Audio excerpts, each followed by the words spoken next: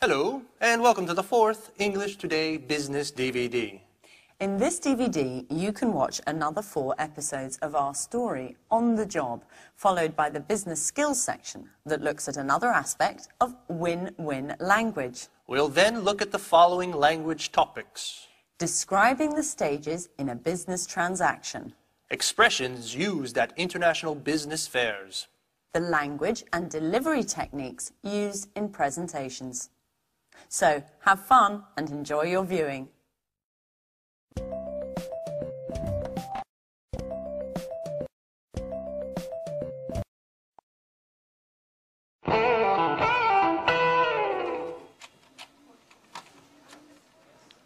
Who's in charge of delivery to the Blue Moon bookshop? Ann and I. Why? They've just telephoned complaining that they haven't received anything yet. Well, that's impossible. I sent the delivery 5 days ago. That's just it. I don't understand what could have happened. The merchandise should have arrived by now. Anne, call the shipping agents to find out what's up.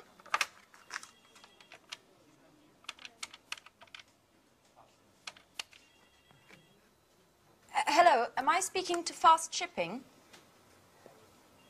This is Anne Baxter from Pilgrim Publishing. I'd like to follow up on the merchandise we sent 5 days ago.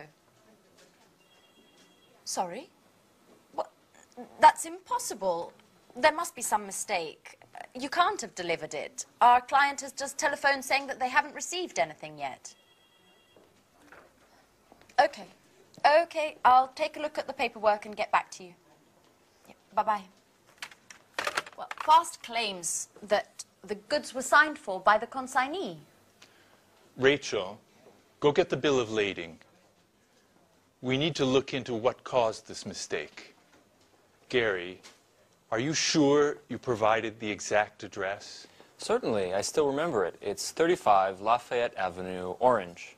That's it, all right. What about the duty? Do you remember paying it? Duty? Excuse me, Mr. Stevens, but we're EU members and aren't required to pay duty. Merchandise is free to move between the member states, and duty is no longer required, nor is documentation. EU? What does Europe have to do with it? Excuse me, but Orange is in France, isn't it? Good God, Gary. Blue Moon is in Orange, but not in France. Orange is a city in Massachusetts, USA. Call the bookshop immediately. What an idiot. That's why I paid less on freight charges than was budgeted.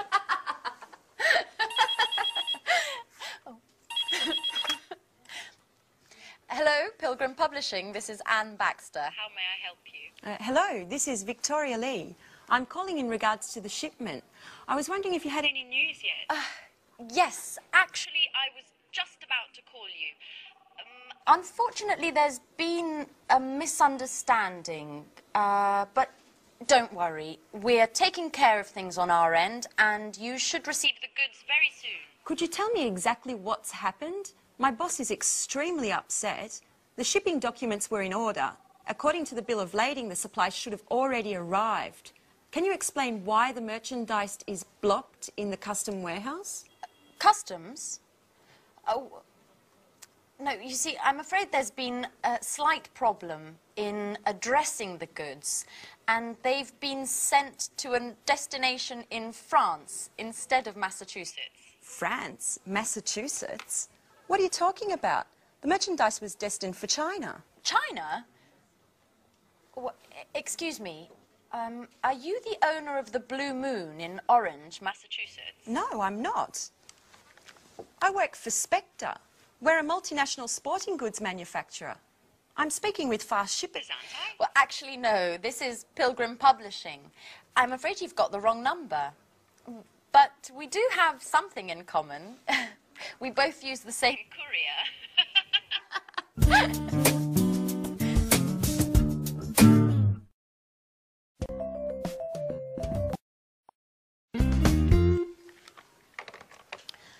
Life is funny.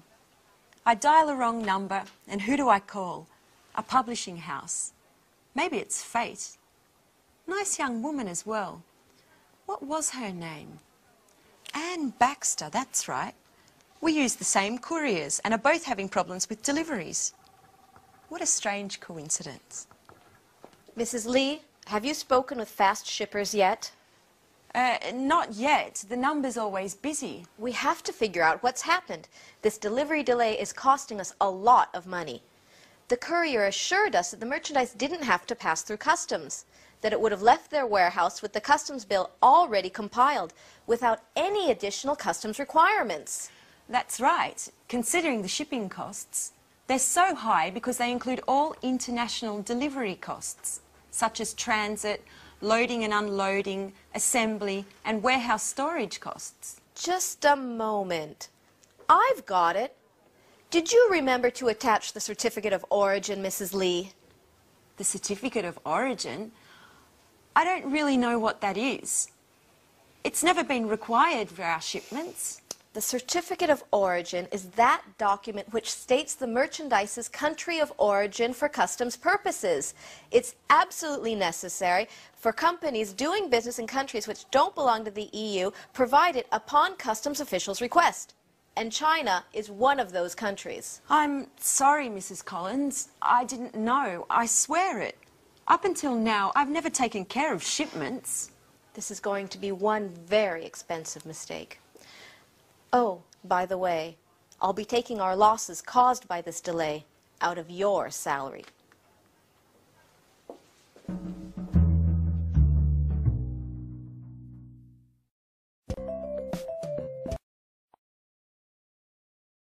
Orange, France, Orange, Massachusetts. Well, that's an understandable mistake. But Orange, China? You see what can happen if the goods are addressed to the wrong place. It can be very costly, as we saw in the video. Now, let's look at that process of buying and selling, that transactional process, and the commercial documents which are related to that. But first, do you know other terms for the word goods? Other ways of saying goods. There's products, merchandise, and also freight. Do you know that? Freight. F-R-E-I-G-H-T. Yeah, all four of them we use. Products, goods, merchandise, and freight. So let's look at that process now. And imagine that we are a buyer, a potential buyer. We would like to buy something. And so we contact a seller. Look at the screen, which will give you the list of the documents which we would need to do this transaction. The first one is the buyer makes an inquiry. Now, inquiry can be written with an E at the beginning or an I, an inquiry. So what's that? Well, that's to ask if goods are available, what the price of those goods are, what the conditions of delivery are, and also what the terms of payment are. So we as the buyer make an inquiry. Now, the potential seller sends back another document which is called the offer or the quotation. In that document, the seller offers to sell us the required goods, the goods that we have ordered at their price and with their conditions. After that, we as the buyer decide if we want to go ahead. And if we do, then we make the order. That's the third document, the order. Now, in the order, we have all the full particulars and details of the goods that are to be supplied by the seller. So we have the inquiry, then the quotation, and now the order.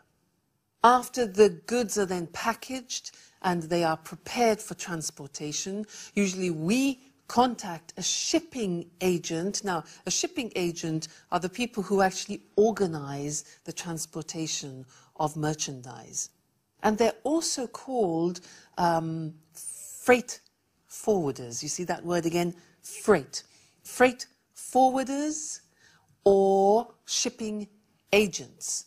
Now, that can be by sea, by land, or by air, depending on where the goods are going and what the goods are. Okay, So we decide to make the order. Now, the actual process involved at the beginning of payment starts with what we call a pro forma invoice.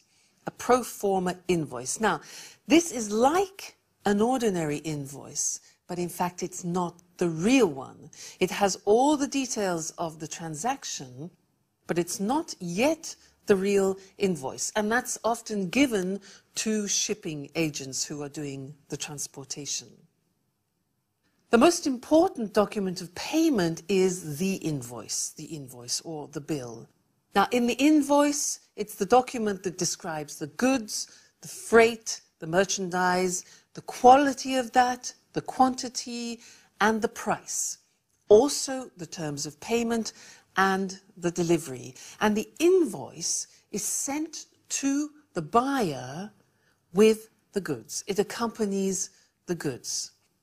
Then we, as the buyer, have to actually buy the goods, and to do that, payment takes place. Now, the safest way to pay for goods is still the letter of credit. And this is used extensively because it's the safest way. Because why? Because what it is, and it's an agreement between two banks, the banks of the buyer and the banks of the seller. And when the two banks agree, it's a much safer condition of payment. And as you heard in the video, you heard the words consignor and consignee. Well, the seller is the consigner and the consignee is the buyer. Okay? I hope that gives you some idea of what the whole selling and buying transaction is about, and also the main documents that you need in that process. Okay? Great. So, see you again in the next lesson. Bye.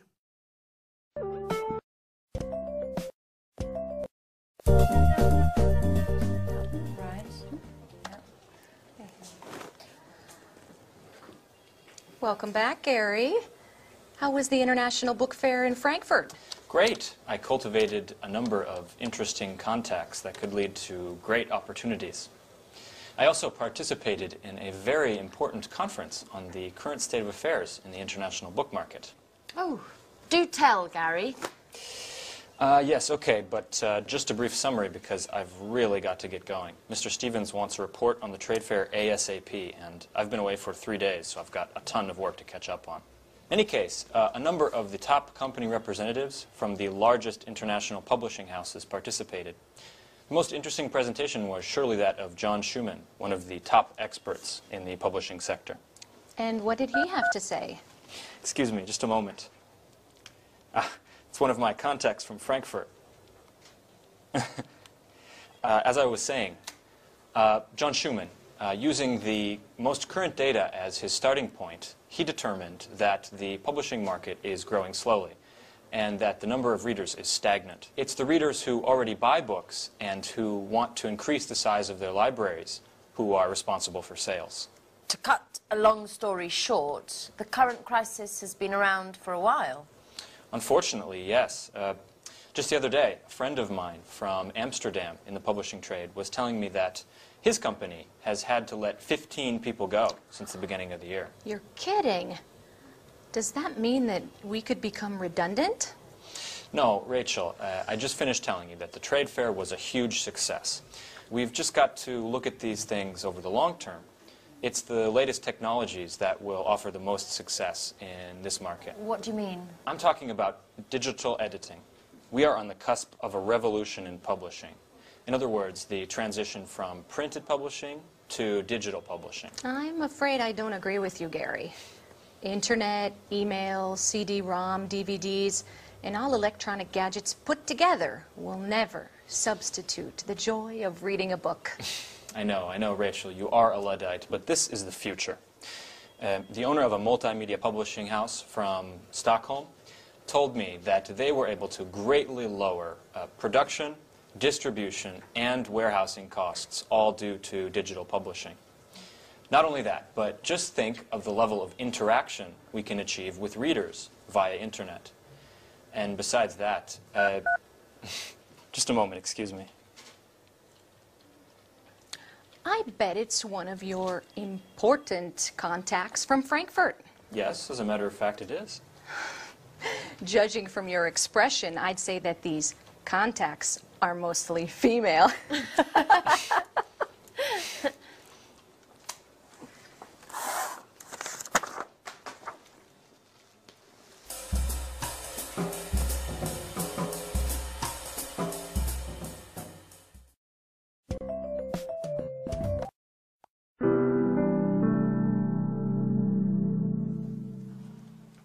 Oh, hi, Victoria.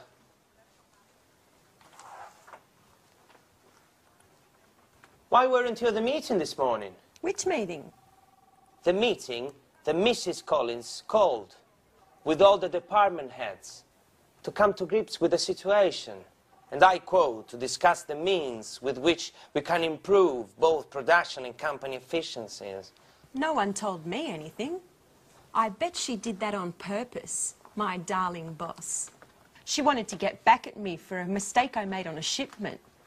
She always keeps me out of the loop on all the important developments and makes me do the work of a secretary. I hate her. Come on, Victoria, chin up. Things will get better. I'm not sure about that, Paul. Anyway, tell me, what did you discuss at the meeting? Well, you can imagine the tone that Mrs. Collins used. She prefers cold and distant.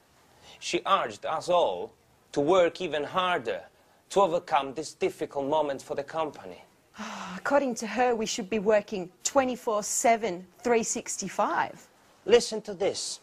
She told the warehouse manager to calculate the efficiency of workers more precisely as they go about their tasks, and if necessary, to lengthen their hours. Then she invited Mr. Rover, the personnel director, to evaluate the necessity of any new hiring. She told him that from now on, each and every short-term or long-term plan must first be evaluated and approved by her. I always said she was a dictator. Yeah. And she claims that we should be delighted at her flexibility, and that many corporate heads she knows would just resort with a huge personnel cuts to improve the situation. Oh, what an understanding woman. You bet. Then she added that companies need to meet deadlines and to work within strict budget in order to keep clients satisfied and remain competitive in the market. Finally, referring to you, she reminded us all that delays and errors in projects are absolutely unacceptable. What are you doing, Victoria? Are you taking notes? No, I'm writing my letter of resignation.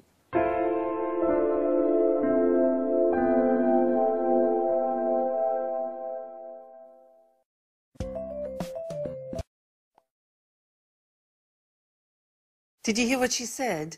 She said, I'm writing my letter of resignation. Now, do you remember what that means? Letter of resignation, it means she wants to resign, she wants to leave the company and quit her job. Poor Victoria. Well, let's now turn back to what we said at the beginning of the lesson, which was international fairs, and look at some of the language which is useful for you related to those. Now, if you decide to represent your company in an international fair, you are called an exhibitor. Look at the screen. An exhibitor. And what you have in order to display your things is a stand. It can be small, it can be large, but it's a stand. Also, we use booth. Now, when you go to the fair, the hard work begins because you have to set up or build the stand. Then, when it's ready, you display, which means to show, you display your goods, your products, or your services. Then at the end of the week, usually it's a week, you take down the stand. Now, if you're on the stand, it's really hard work, and I want to help you with some phrases that can be useful when visitors are walking past. Now, as they walk past, you often want to invite them onto the stand. Sometimes they will talk to you directly, but other times they just want to come on and look around. So you could say, do come in and have a look around. Have a look around. Now, another thing we use, which is very nice, is please feel free to browse. Please feel free to browse. Browse, which is also computer language, it means to look at things calmly. Okay? Now, obviously you don't want to abandon them, so you could say, if you need my help, don't hesitate to ask. If you need my help, don't hesitate to ask me. Okay? Now, obviously, with potential clients, there comes a time where you will be talking about prices. So, often a question that they will ask you is, what price discount do you offer on large quantities? Price discount, okay? Or what discount do you offer on upfront payment, which is an American term, or cash in advance, which is the British term. So that means you pay upfront. You pay before receiving the goods. Now, when you're answering questions like that, it depends on the person you're talking to, because they might be from Japan, from Germany, from America. So an important question to ask is, which currency would you like me to quote you in? Which currency? It could be yen, it could be pounds, it could be French francs, for example. So which currency would you like me to quote you in? Now, you could also say, for example, our price is X works, fob, or chief. Now, these might be familiar to you. They are the specific Incoterms. Incoterm means the international contract terms. Okay? Let's move on. Payment. Now, that's an important consideration. The question could be, what are your terms of payment? And you might want to answer, well, we usually work with a letter of credit. And as we said before in the previous lesson, a letter of credit is probably the safest term of payment. Then delivery questions could be, how long will it take you to deliver after confirmation of the letter of credit? Other possibilities are, they will ask you, what are your delivery conditions? Can you shorten your delivery time? Now, shorten means reduce it. So can you shorten your delivery time to, for example, 15 days? And another thing is transportation. Which freight forwarders, do you remember that? Shipping agents. Which shipping agents or freight forwarders do you use? Now, if you have to produce things, then you could ask the question, for example, or state, we need 60 days production time. Another word for production time is lead time. So we need 60 days production time, lead time from receipt of the letter of credit. That's very important. These conditions are extremely important to state at the beginning of your business relationships. Then, when you've talked and when it's time for the client to leave, you exchange business cards. So you could say, here is my business card with our company details. You can reach me on this number anytime during office hours. Notice we say you can reach me, you can phone me, you can contact me. Then after the fare you can say, for example, let me know if you need anything, or give me a call if you have any queries. Queries, another word for questions. Don't hesitate to contact me if you need help. Okay? And then just wish them have a good trip back, because they've probably traveled from another country. All right? Well, I hope that helps you in some way to deal with the situation when you're on the stand. And good luck, because it's really hard work. Okay, thanks very much, and see you in the next lesson. Bye.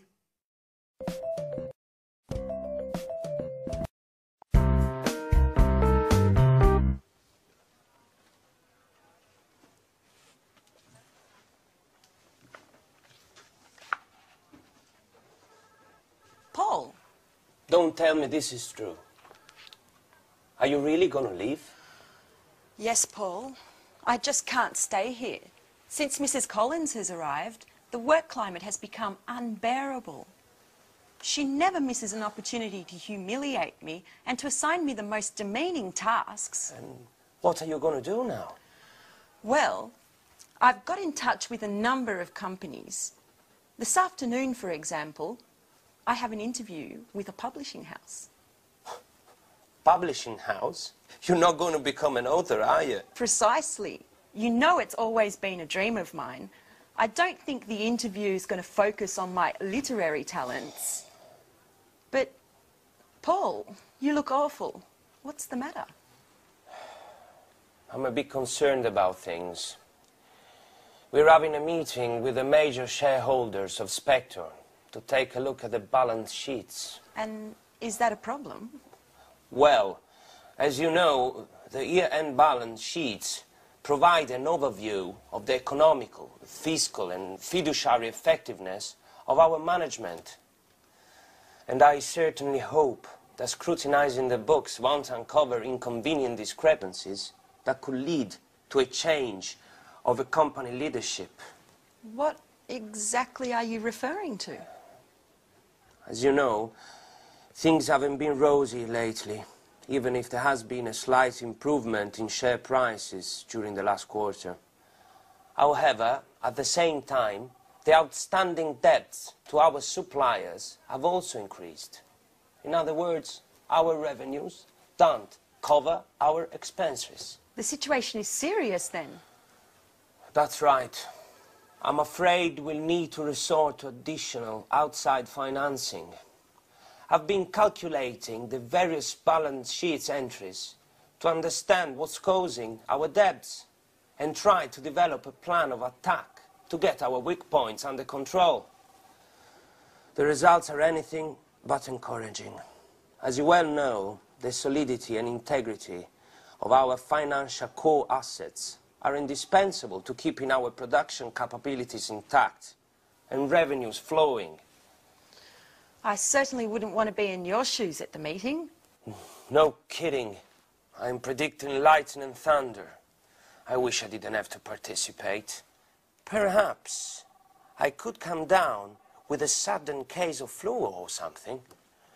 How about kidney inflammation accompanied by high fever caused by a highly contagious virus mysteriously present in the company? You'll laugh, but now that you won't be here, I'll have to double the work. By the way, they don't happen to need someone else at the publishing house you were speaking about. So you're a secret author as well? No, but I can do a lot of things. For example, use a computer, make photocopies, send faxes. That should be enough, shouldn't it? What a clown. I'm going to miss your jokes, Paul.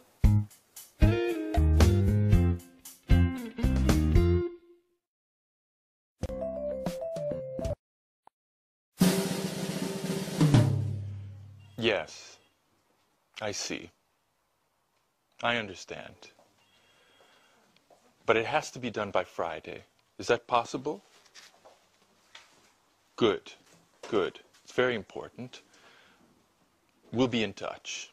Thank you. Goodbye.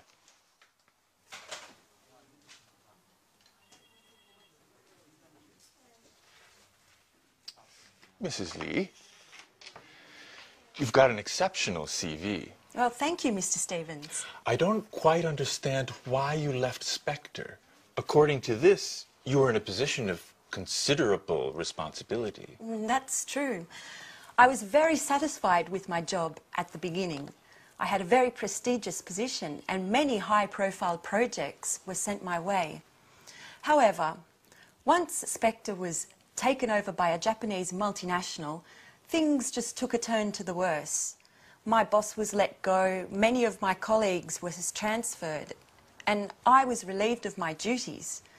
And of course, well, maybe I shouldn't tell you. Please do.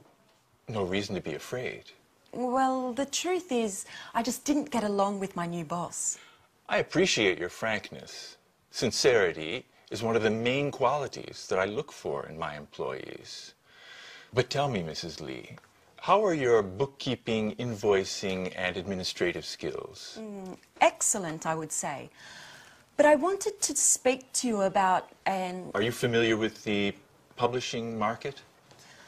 Yes, to a certain degree. But as I was saying, ever since I was a child, I've always been fascinated by... You can tell me about your dreams at another time, Mrs. Lee. Currently, we're busy with our year-end balance sheet, and I need a well-trained assistant to prepare an assessment of our administrative expenses and to study our assets and liabilities. You, considering your experiences, appear to be a perfect fit. Well, thank you, Mr. Stevens.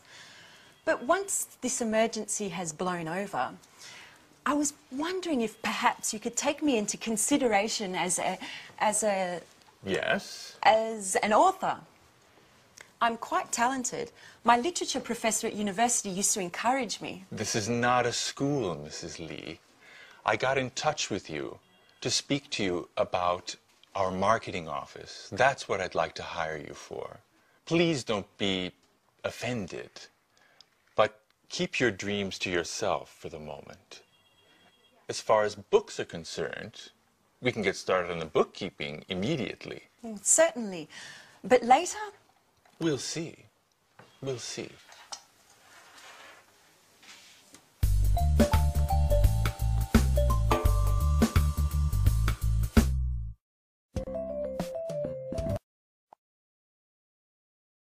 Did you notice how Mr. Stevens was reading a CV, it was Victoria's curriculum vitae, when he was doing the interview with her?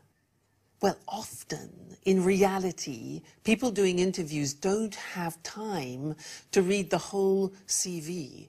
And so, if you're in the interview, you have to look at the information very quickly and just get the general understanding of it. So what he was doing, he was skimming for important information. And that's what I want to talk to you about now, are the 4 skills that we use for reading, which are skimming, scanning, extensive reading, and intensive reading.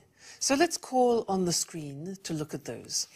Now, the first thing that I talked about was skimming, which is what I said Mr. Stevens was doing. And that means that you read quickly in order to get the most important information or to get the gist. The gist is the general understanding, the most important information, to get the gist. And this is what you will do in your job, for example, if you have to read a newspaper quickly, magazines, business and travel brochures, for example. So you read them quickly to pick out the important information. That's skimming. The second one is scanning.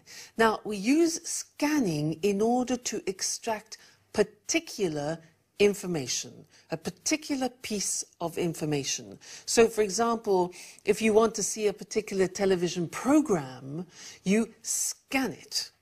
If you want to think about travel, if you want to see what train or what plane leaves, a train or a plane schedule, you scan it and pick out the particular information important for you.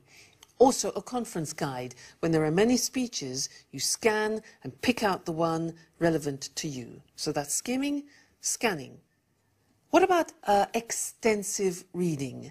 Now, extensive reading is the type of reading you use when you want to obtain a general understanding about a subject. So, for example, it could mean for you reading a market strategy book, or a novel, or a magazine article which is related to your job.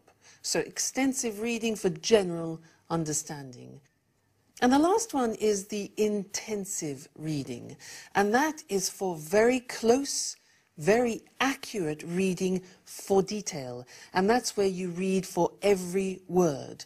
It's important to understand every word and every fact, obviously. And in this case, you would use it with like a bookkeeping report, very important to look at the details, an insurance claim, or for contracts, terribly important to read every word. That is intensive reading. So remember that when you're in your workplace, it's important to be able to move between skimming, scanning, extensive reading and intensive reading. Sometimes in English you are tempted to want to understand every word, so you use the dictionary. It takes ages. It's just not necessary. Remember, check on what the task is that you want to achieve and then choose whether you need to skim or scan, and don't bother about the words that you don't understand. Go for the particular information. All right? So happy reading. Bye and see you in the next lesson.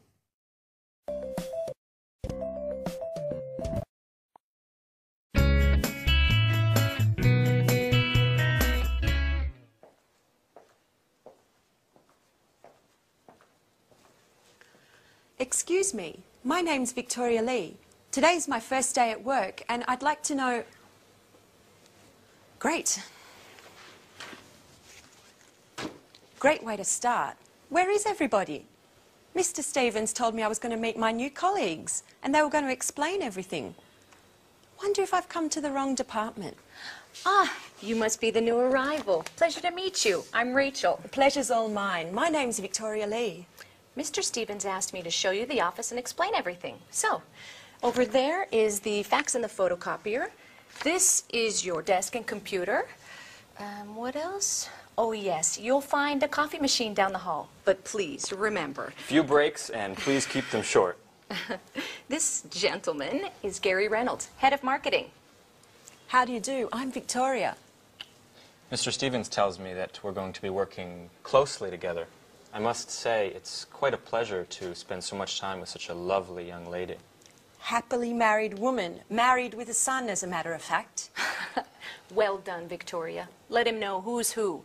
Gary's the kind of guy who can't control himself with attractive women. Thank you for the compliment, Rachel. Let's get down to work. Here's an analysis of last year's investments. As you can see, we've consistently improved our bottom line in all sectors. Even if, as far as I'm concerned, we need to move more aggressively into the market. What exactly do you mean? Well, improve our e-commerce play, for example. Let's imagine for a moment that Pilgrim were to develop an advanced online catalog that would allow users to purchase directly online. Don't you think that this way we could dramatically cut our distribution costs? Certainly. But what does Mr. Stevens think? Well, he's a bit old school in his way of thinking. According to his worldview, we should focus on sales through more traditional channels. I, on the other hand, would be thrilled if you saw things more along my lines. Why don't we develop a realistic marketing strategy that includes possible e-commerce earnings? Perhaps we could convince him together. I'm afraid I can't at the moment, Gary. I've got to focus on the bookkeeping to begin with. Listen, why don't we have a little dinner together tonight and then continue working at my house? I'm married, remember, Gary?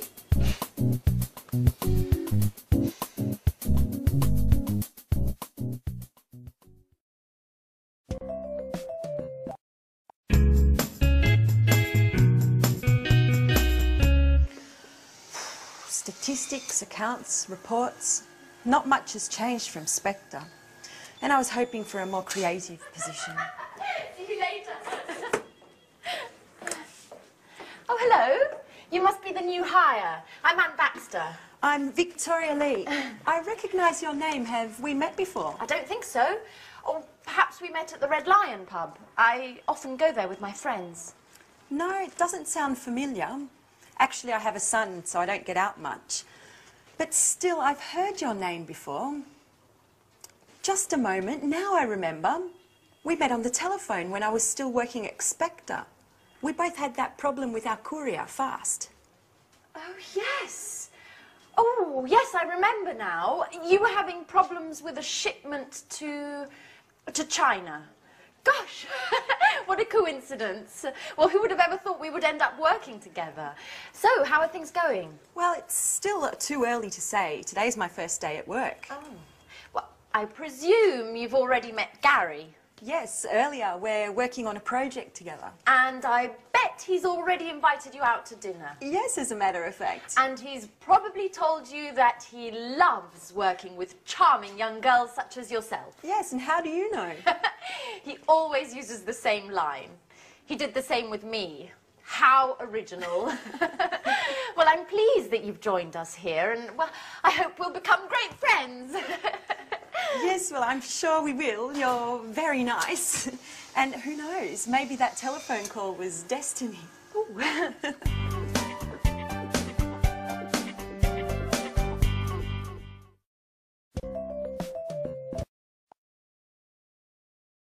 So let's talk about making presentations.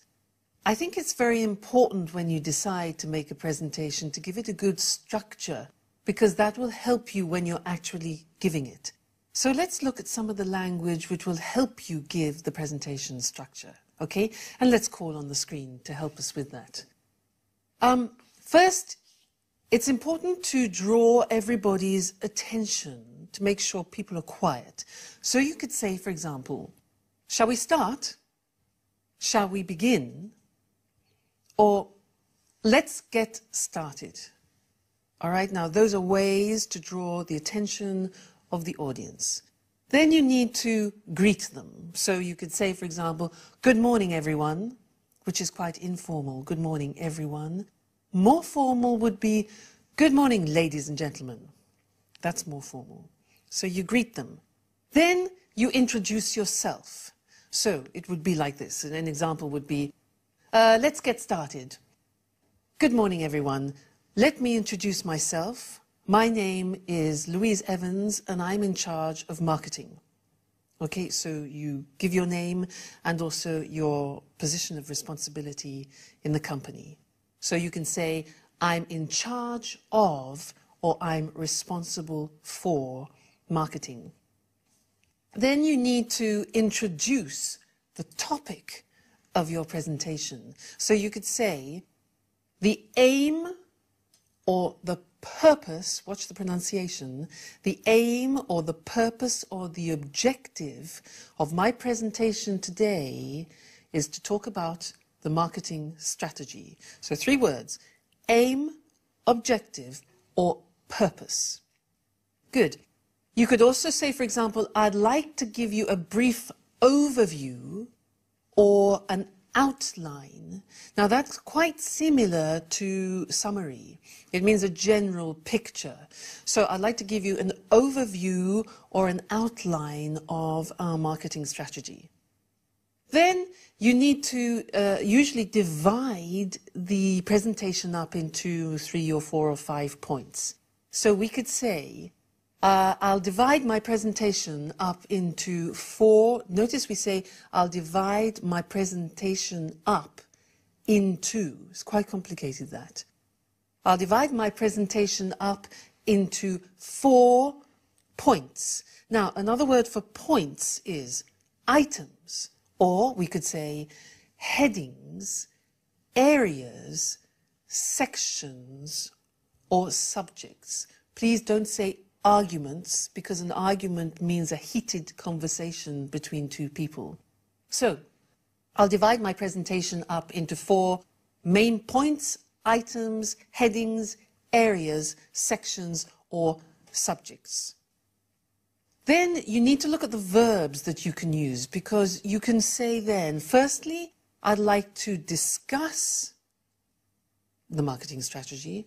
I'd like to introduce the marketing strategy. I'd like to look at is the same as analyze or consider. I'd like to explain, that means talk about the details so that people understand. I'd like to examine, I'd like to show, and I'd like to illustrate. These are the main verbs that you would use when describing what you're going to do. So firstly, you can say firstly, secondly, and finally, or last of all. So you see, you divide it up into sections. Firstly, secondly, finally, last of all. Now, it's often a good idea to talk about the duration, the length of your presentation, because often business presentations can be too long and boring. And if you say, for example, my presentation shouldn't take longer than 30 minutes, people are psychologically prepared and feel happier that they're not going to have to sit through a whole load of slides on a long, long explanation. Give them a time reference. Then, you need to decide when you're giving your presentation if you want people to interrupt you during it or if they should ask questions at the end of your presentation. Now, if you want to invite participation during the presentation, you could say, for example, please feel free to interrupt if anything's not clear. Okay? Please feel free to interrupt if anything's not clear, if you want to ask questions. Now, sometimes in a shorter presentation, you would prefer to take questions at the end of the presentation. So you could say something like this. If you have any questions, could I ask you to keep them until the end of the presentation? Let's look at that again. It's not easy. If you have any questions, could I ask you to keep them until the end of the presentation, when I'll be very happy to answer them? All right? So there you keep control of how much interruption you have in your presentation. So we've said, firstly, I'd like to discuss or I'd like to talk about the marketing strategy. Now, when you want to move on to the second point, you can say in English, good, now let's move on to my next point. Move on to my next point. Another possibility is, good, that brings me to my next point. So that's moving the presentation forward. If somebody interrupts you and you don't want to handle the interruption at that moment, you can say, yes, that's a very good question, but can I come back to that later? So recognize the question and say, that's a good question, to show that you're going to deal with it, but then say, can I come back to that later? And of course, if you say that, make sure you remember that question, make a mental note, and always answer it. Then, to conclude the presentation, you can say, I'd like to finish by saying that, or I'd like to conclude by saying that. Or you can say, in conclusion, I think we should, in conclusion. And the very last things to say are usually, thank you very much for coming. Thank you for it. Your attention is not necessary because you're doing the work. They're there to listen to you. So it's just better, I think, to say, that's it, which means it's finished. And thank you very much. Thank you very much for coming, or thank you very much. All right? So I hope that helps you with your future presentations. Remember, structure is very important and it will help you remember things more clearly. So good luck with any presentation that you do in the future, and good luck in general with your business English. Bye.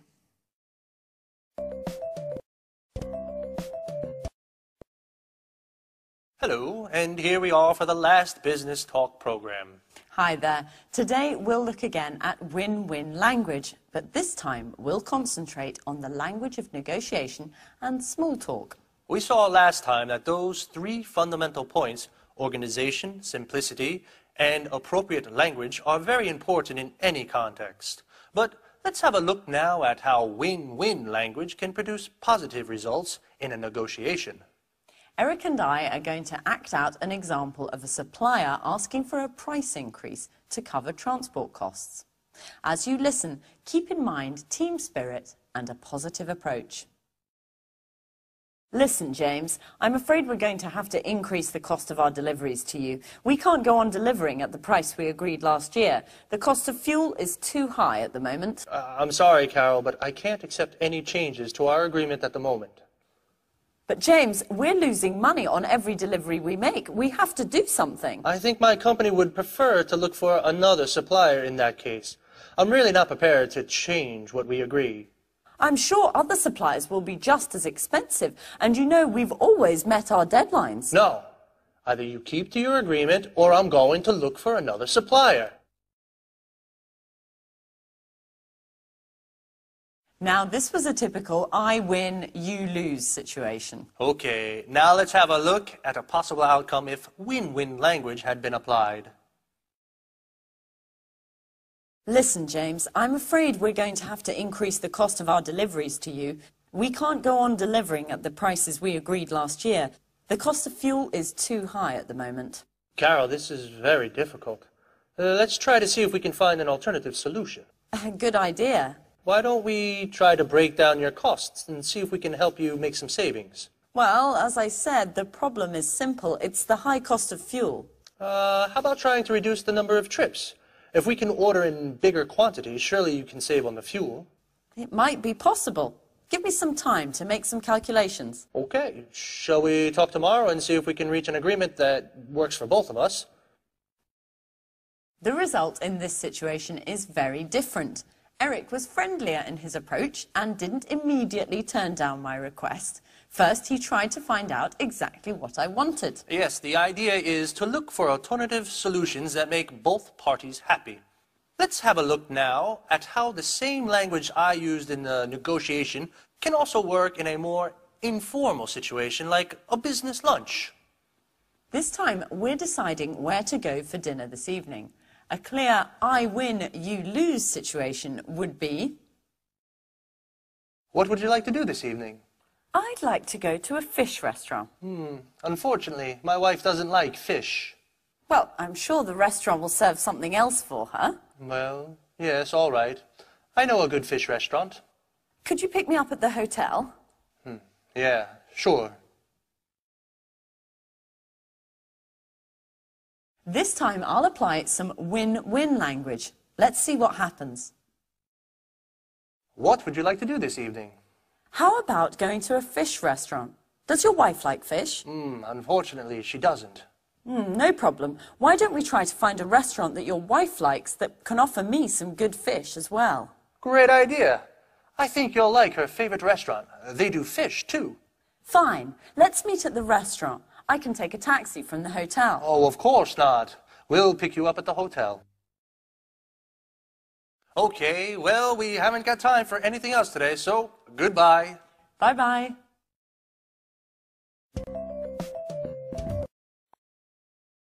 So, if you're negotiating or deciding where to go for an informal business dinner, win-win language can really make a difference.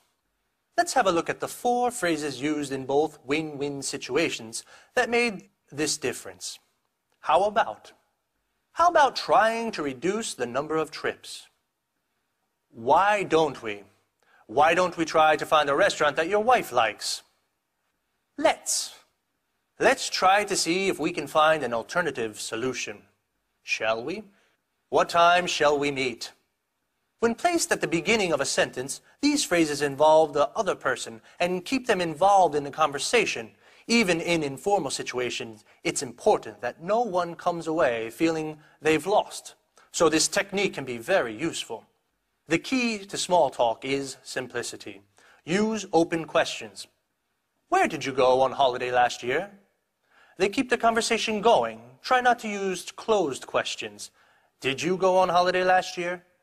They only require a yes or no answer, which can often finish a conversation. Prepare some simple responses to things that people may tell you. That's interesting. Congratulations. Oh, how terrible. That's too bad. Fantastic. Amazing. Most important, prepare an appropriate way to say goodbye. I think it's time for me to get back to the hotel. Thank you for a lovely evening. I'm afraid I have to be leaving soon. I still have to finish some work. It's been wonderful meeting all of you. Well, it's been really nice talking to you. Use win-win language and everyone